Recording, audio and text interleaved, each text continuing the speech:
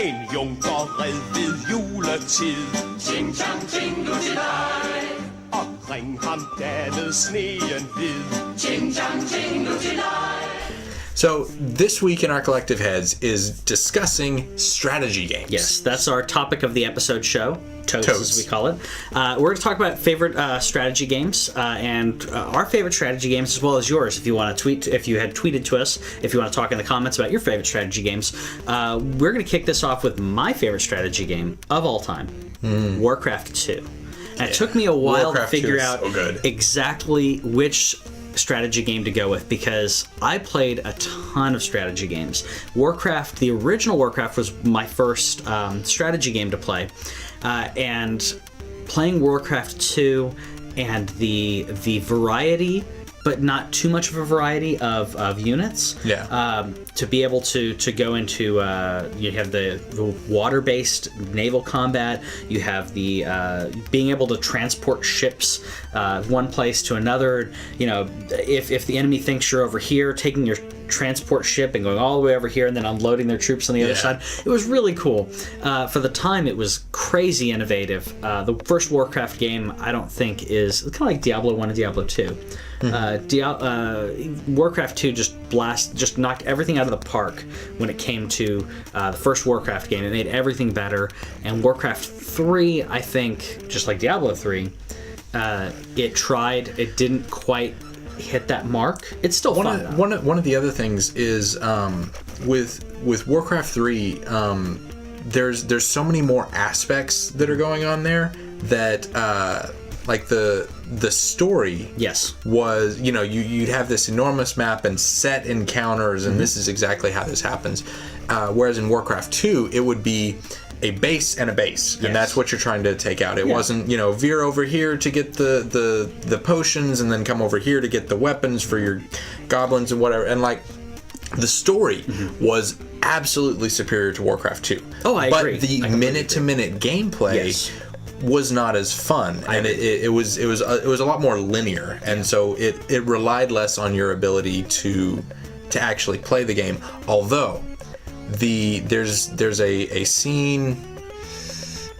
maybe like an hour or two in where you're trying to take out a demon, and he's infecting the houses and making your peasants into zombies, and you're like running around protecting the city while trying, and like you have to kill your own citizens we had to burn the village to save it. It's great. The story and the creativity is there, but after I played it, I didn't necessarily want to go back and play it. With Warcraft 2, I wanted to go back and play it. Yeah, definitely. So that's yours. Yeah, it's mine. And just real quick to what I know Blizzard did is what Bethesda does a lot with their stuff now. They did Warcraft 2 and then they did StarCraft. And StarCraft is another one of my favorites. But it has a lot of those in-game story elements where you're specific, going through a specific, rescue mission or whatever. And then when they made Warcraft 3, they took a lot of those aspects and brought it into the game. Yeah, definitely. Yeah. And another game that's similar to StarCraft, but I didn't play StarCraft. I played Total Annihilation. Okay. Which is a game where you're building resources and it's super sci-fi and tanks and planes and all this kind of stuff. And you have like your commander unit and then you have your other builder units and you funnel resources into the building of things and they get created and then those things can create other things. And your warrior or your commander is also a really, really powerful like combat unit. Okay. And then Warcraft 3 kind of does that right too. Yeah. And he can create units that can create more enhanced things than he can. Oh, okay. So like there's a lot of levels to it, and I really appreciate when they're able to when you can have a viable strategy of balancing the creation and the defense and the generation of resources versus the attack side. Yeah. My favorite strategy game of all time, though, is Rise of Nations. Rise of Nations is like a way faster version of Civilization. Yeah. Because you're going through ages, going through time, that kind of stuff, and so you start off, you got slings and swords and arrows, and like you get to choose whether you're going to be the Indians or the Prussians or the Germans or the whatever, and so you start there, and then you get bonuses based on that. You can build wonders, and so a lot of it is taken from the Civilization series, but it sounds like a lot of like Age of Empires as well. Yeah. There's aspects of that too, but I felt like because you can play if you're playing Civilization and you're going from like the Stone Age all the way up through modern times, that's going to be a really, really long game. Yeah. But in Rise of Nations, you could zip all the way through that in about a 2-hour game. Oh, and really? Yeah. Okay. And it was fun because like everything's constantly going, and like upgrading is really seamless and fun. Yeah. And it's also really fun when if you dash through and you like channel through certain aspects to get your military up so that you can send tanks against people with like bows and arrows. That's just hilarious. That's something that I did with Age of Empires, because you start like not even Bronze. You have to get to Bronze Age. I mean, you start. Yeah. You're just hunter gathering. Yeah. And then from there you learn to cultivate and actually have farmland, and then to me, I thought it was a really cool blend of understanding history to an extent and gameplay, but still not getting too advanced. I mean, it went into medieval, which gets to the point where you're not going too far when it comes to tanks against. If you're talking about a tank against someone who has trebuchets, the tank's going to win.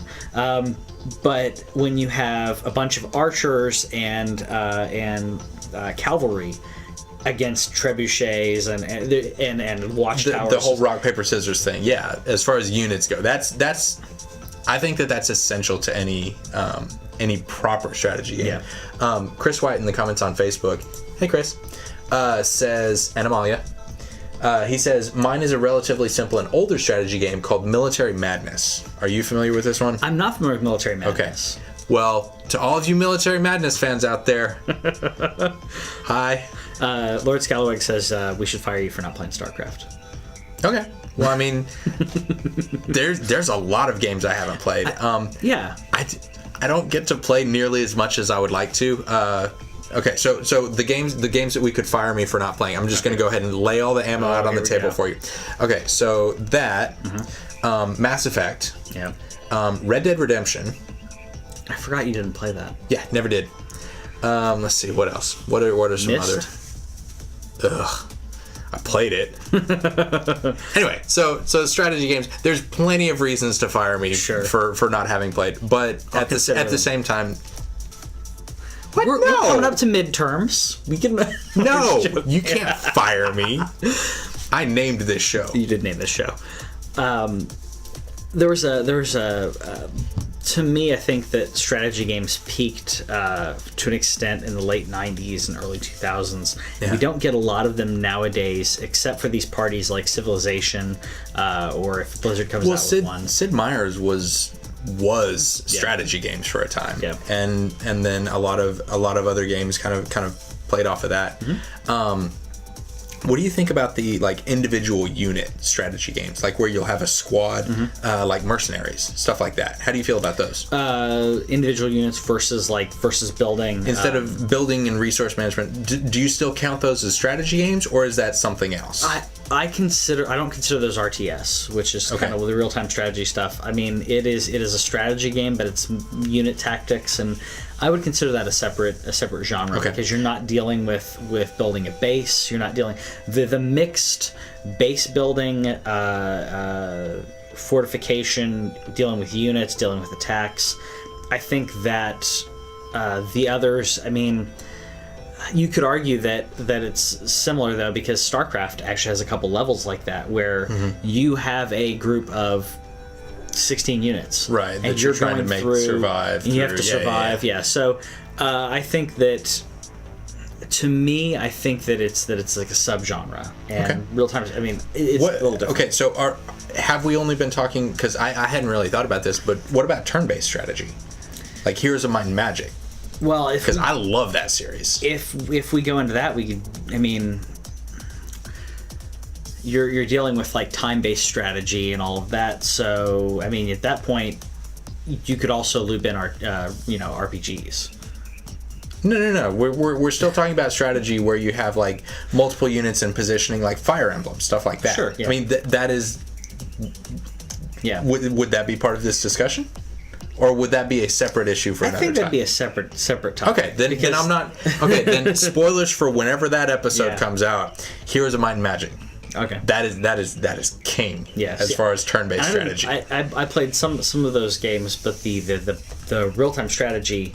To me, it was different. And one we haven't even talked about on here is the what's that one series that I never got into? Again, you can fire me for that. That series, that Russian kind of Command and Conquer. Oh, see, and I never got into Command and Conquer. Really? Yeah. I mean, I actually have them on my Steam library. But people were playing Command and Conquer, and I'm like, okay, I'm playing StarCraft. Yeah, Command and Conquer is really fantastic, though. I like the history and the world that they designed for that. That's a lot of fun. Is that the one? Maybe one of them that like gets futuristic and you have mechs. Yes. Also has Tim Curry. I like that. Which kind of surprises me that you haven't. That seems to me like a selling point. Yeah. That would get you on board. I also only played a little bit of Wing Commander. And Wing Commander, I mean, has Mark Hamill. Yeah. It totally should have been up my Wing Commander is pretty awesome. And that totally should have been up my alley. I should have been playing the heck out of that. But Wing Commander's again, back to gameplay. The gameplay of Wing Commander is far inferior to the story and the world that they created. Yeah, I would agree. So let us know, what are some of your favorite real-time strategy games, and do you think that mixed unit tactics strategy games should be lumped into this? Right. I think it should be different. To me, I think they're different. Just like I didn't talk about what is it called, Clash of Clans in this, because that to me is different. Tower defense is different as well. Yeah. Let me know what some of your favorite real-time strategy games are, and also let us know which one of us you think should be fired. Like for Patrick, favorite or retweet for me. We'll see you next week. See you guys later. Thank you for watching This Week in Our Collective Heads. If you want to watch some movie reviews, something a little different than what you were watching, check out Script Doctors right here. If you want reviews of the Gold Plus Roundup games, those are right here. Yeah, so we'll check you guys later, but please hit that subscribe button if you haven't already. We love you.